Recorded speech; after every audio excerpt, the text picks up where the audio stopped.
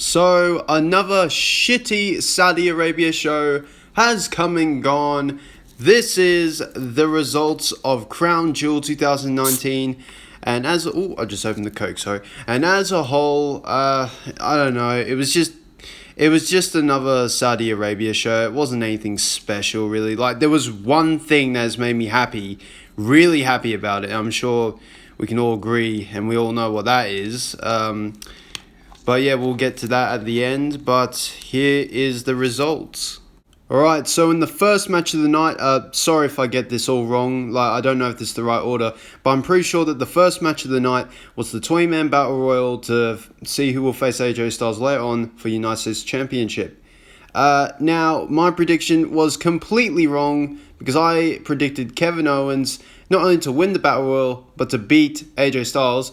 Yep, he wasn't even in the match, so I lost that. But Humberto Carrillo won the Battle Royal, and he went on to face AJ Styles, which we will discuss in a minute or two. But yeah, I haven't really seen any of these matches. I've just seen the results. I've only really seen the highlights of the main event, obviously.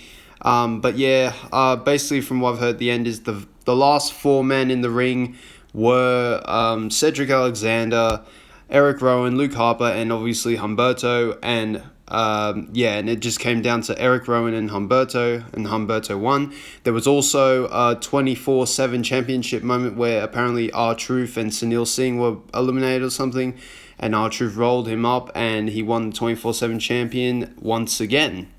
So, yeah, that's all for that match, and we will get to the United States Championship match in a minute. And in the next match, the second match of the night, surprisingly, was what I thought would be the main event. Brock Lesnar versus Cain Velasquez.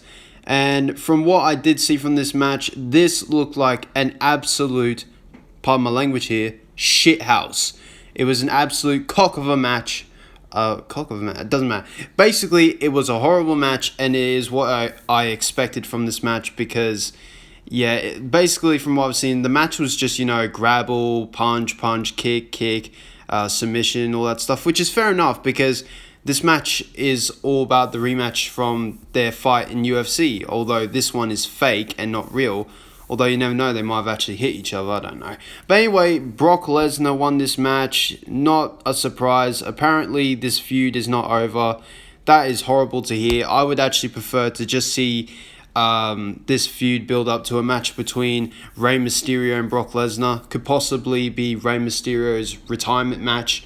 I wouldn't mind seeing that. If those two could have a decent match, yep, I wouldn't mind seeing that. Just like the good old days of 2003. But yeah, so Brock won that. Wasn't really a good match, but oh well, hopefully this feud is over. And in the next match, which I think is now my catchphrase, saying now in the next match, oh whatever, let's just get into it. In the next match, it was the largest tag team turmoil match in, to determine who's the best tag team in the world. I don't really know like who came in, who came out at what time, but I do know it came down to the OC and the Viking Raiders. And you'd think the Viking Raiders would have won this, but I predicted New Day to win this. I was definitely off. I don't know what's going on with them, but they look like they've had their time. Anyway, it came down to Viking Raiders and the OC, and you'd think Viking Raiders would win, but no, the OC won, so I don't know. I don't really know what the point of that was, so yeah, but it's just typical WWE, back and forth. They can't make up their mind of who they want to push or, who they want to make as a star, so yeah, but the OC won. I got that incorrect, and yeah, on to the next match. And in the next match, it was Mansoor, the hometown boy of Saudi Arabia, Mansoor, I think that's how you pronounce it, versus Cesaro. Obviously, I got this prediction right. I'm sure everyone would. Oh, there's a plane in the background. Piss off, plane.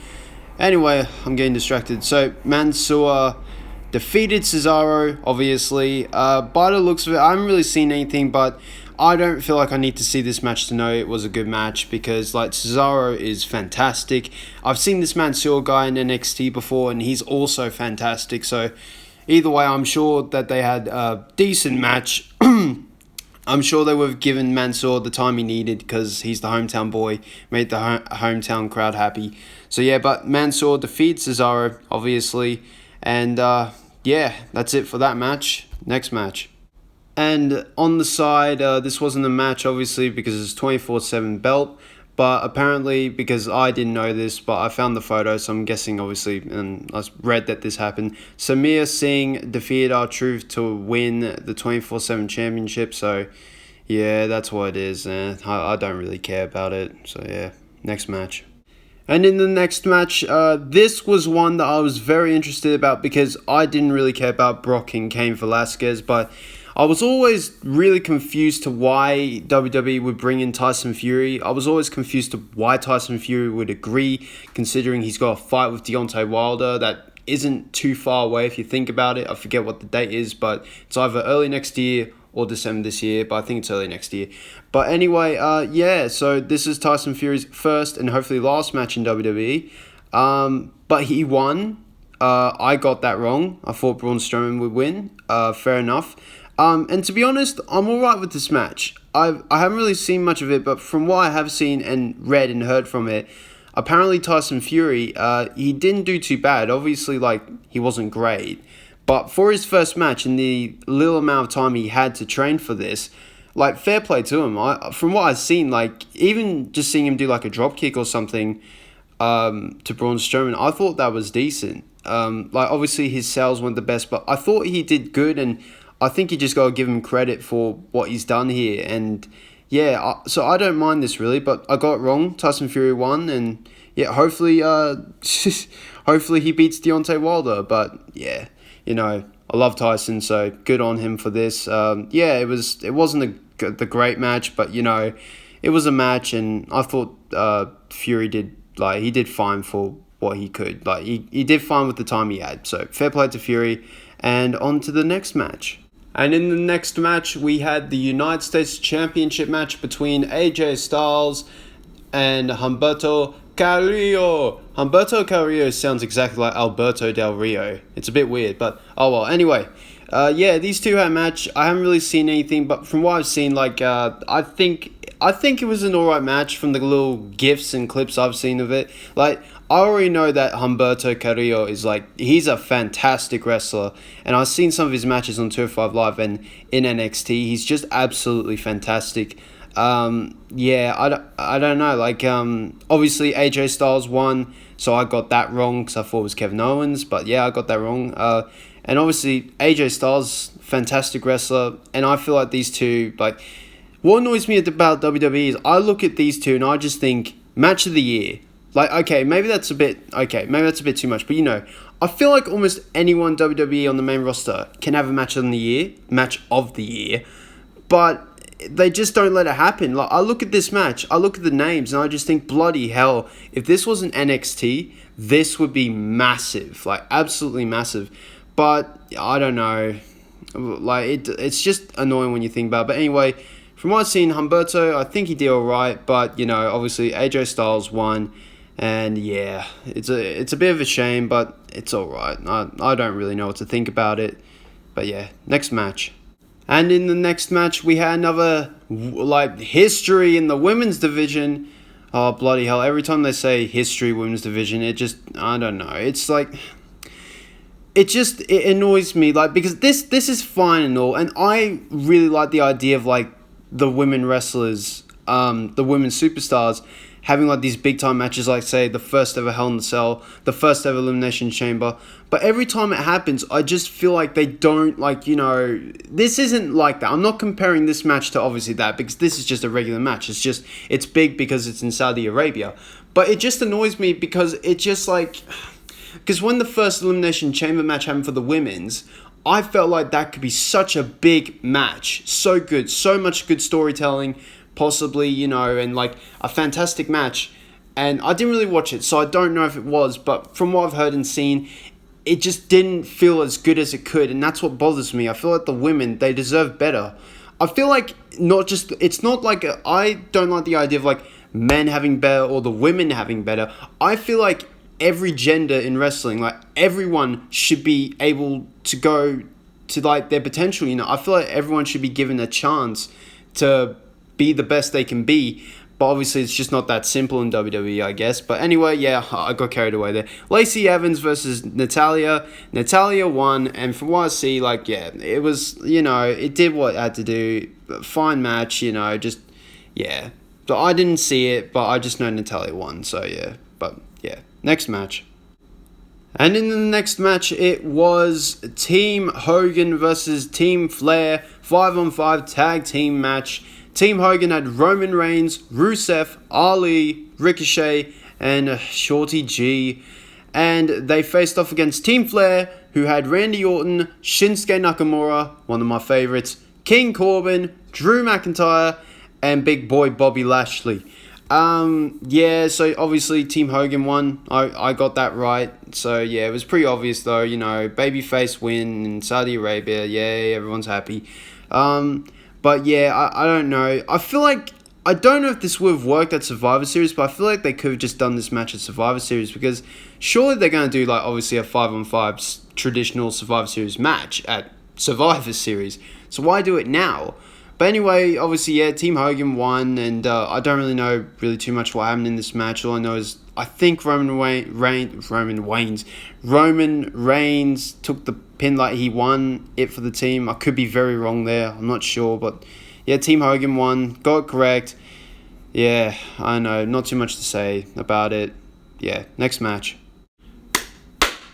Okay, now this, in my opinion, is the only good thing about this show, but I'm also pissed off, and I don't know why, because I'm a prick. That's probably why.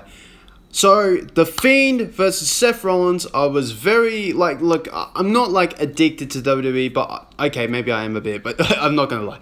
But anyway, after seeing The Fiend, when Bray Wyatt first debuted this whole, Firefly Funhouse character, I saw it and I thought, what the hell is this? This is not going to be good. This is just crap. You've booked Bray horribly again. But no, I was completely wrong. And this Fiend character, after seeing his entrance at SummerSlam and what they did, it felt so unique. It felt so different. And if you think about it, it does feel like Undertaker vibes. It's so good. But, after what happened at Hell in a Cell, that really damaged it, and I feel like that has also damaged the result of this match. But after hearing that The Fiend won, I was very happy to hear that. I just thought about time, and I'm just hoping that The Fiend, he holds that belt for a long time. I hope he holds it to WrestleMania or even beyond that, because I don't think it's fair that if Seth Rollins got a very long title reign, or he held it, he lost it to Brock, but if you think about it, if he didn't lose to Brock, he's held that title for a very long time. And I feel like if Seth Rollins got that, I feel like Bray Wyatt should get 2 times that, because he's just fantastic. But I'm happy he won the title, but I am very, very scared that WWE are gonna book him horribly. I'm worried that he's not gonna have a good title reign. I'm worried he's not gonna have good matches, or I'm worried he's just not gonna have good feuds. But hopefully he does, and hopefully he gets booked to be very, very strong. I would love to see him face Brock Lesnar at Survivor Series, but I also don't, because Brock Lesnar will probably win that match. So I don't think they will, but hopefully this year they won't do champion versus champion. At least not for everything, because I don't want to see Bray Wyatt lose to Brock. At least not now, or really ever. I'd like to see Bray Wyatt beat Brock, because that would be fantastic. But yeah, I'm getting carried away here. This is why I need to make a video on The Fiend. But anyway, yeah, so The Fiend won. Thank God. Seth Rollins, piss off. I like Seth Rollins, but I feel like he's turning into Roman Reigns. It's just, I don't know. He held that title for way too long, in my opinion. Well, to be honest, I didn't mind it. It's just, I want him to drop it to The Fiend. And the fact he didn't drop it to The Fiend at Hell in a Cell pissed me off. But that's not on Seth in real life. That is on the people who book him. So, yeah. Shame on those people. But, well, I'm just a shitty fan. Just giving his shitty opinion. But, yeah. So, yeah, I thought I'd gone off track here. But, yes, The Fiend won, and I've seen clips of the match. I don't know, people are saying they didn't like it. I don't know what to think about the whole red light thing. I mean, it's good, but it's I feel like that should have just been for Hell in a Cell, but they also blew that then, so yeah. But I hope he doesn't have the red lights in every match. I really, really hope not, because you can't really, you can see, but you also can't see, and I feel like the fact we can't really see, it'll probably be hot, like even more worse for those superstars in the ring. They probably can't really see too much either. But yeah, so I'm getting carried away here. The Fiend won, and that was the main event, and he is now the Universal Champion, and that was Crown Jewel 2019 as a whole. Just another Saudi Arabia show. That's all I've got to say. Just another Saudi Arabia show. I wish they would stop doing the crappy Saudi Arabia shows. Like, after seeing what happened to Goldberg and Undertaker in the last one, it makes me think these Saudi Arabia shows just aren't worth it. The fans that are in that arena, I feel like they don't appreciate every superstar who risks their life and puts on tremendous matches. They only care really about, like, the legends or the superstars who sell the most merch or whatever. And that's just shit. Like, you should, like, yeah. We've all got different opinions, though. That's just my opinion. But yeah, so sorry if this review wasn't the best, but you know, and I won't be doing reviews on everything, but just when I feel like it, when I've got time. But yeah, like I'm not like a professional at this. Obviously, I'm just giving my opinion. I'm basically using iMovie. I'm not using, like, you know, professional equipment. But yeah, sorry for dragging this out here. Not expecting that anyone would be watching this up to here. Not expecting anyone to watch this at all. But yeah, sorry. I've really dragged this on. Alright, well, that's it for this review. Hope you're all having a good day. And yeah, I'll see you in the next video. Bye.